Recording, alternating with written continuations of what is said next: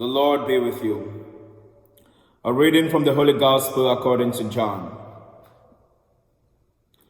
Many of the Jews who had come to Mary and seen what Jesus had done began to believe in him. But some of them went to the Pharisees and told them what Jesus had done.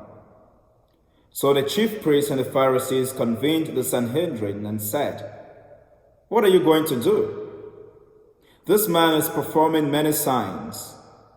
If we leave him alone, all will believe in him, and the Romans will come and take away both our land and our nation."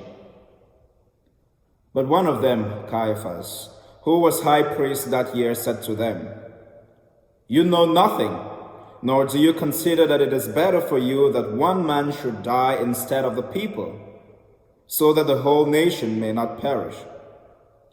He did not say this on his own, but since he was high priest for that year, he prophesied that Jesus was going to die for the nation, and not only for the nation, but also to gather into one the dispersed children of God.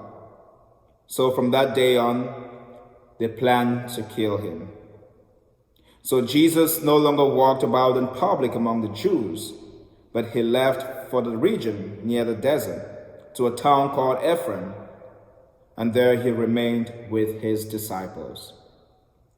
Now the Passover of the Jews was near, and many went up from the country to Jerusalem before Passover to purify themselves.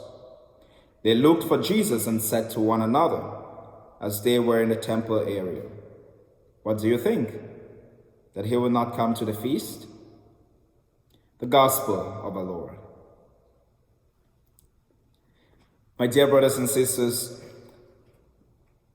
Caiaphas, the high priest of this year, prophesied that the death of Christ was going to gather the nations, and not just the nations, but the scattered children of God.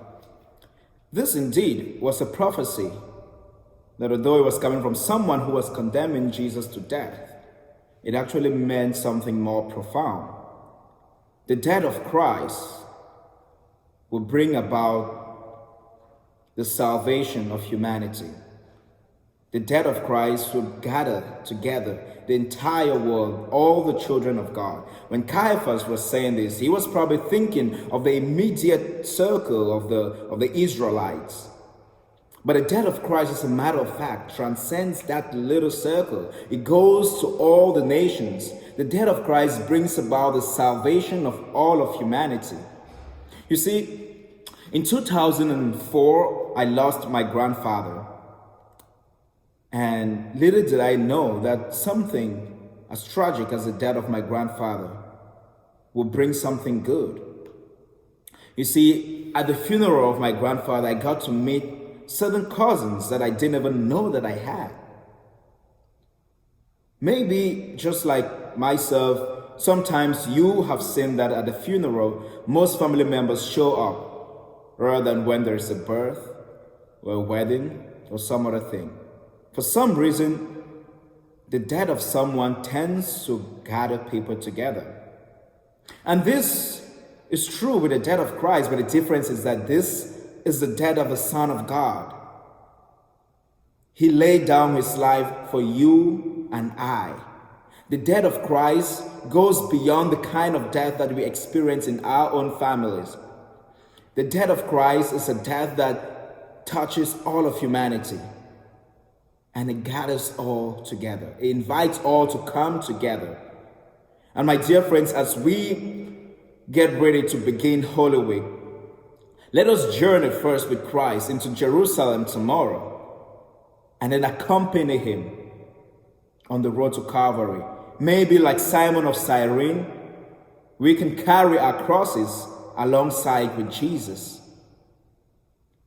as we journey towards his death on the cross of Calvary, so that at the end, on Easter, as he rises, we may all rise with him when we have died in this earthly life.